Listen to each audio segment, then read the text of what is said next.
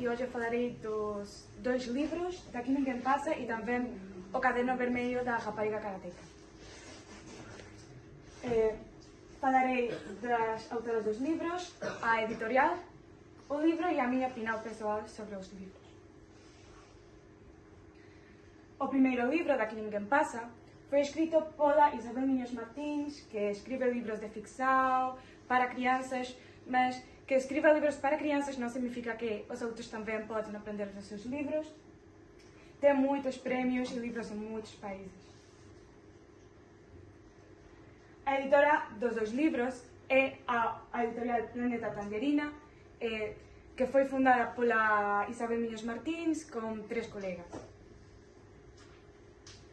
O livro Daqui Ninguém Passa é uma boa reflexão da nossa sociedade. Embora é um livro de crianças, podemos aprender muito do que o livro ensina. Trata de um general que não deixa que ninguém passe a seguinte página.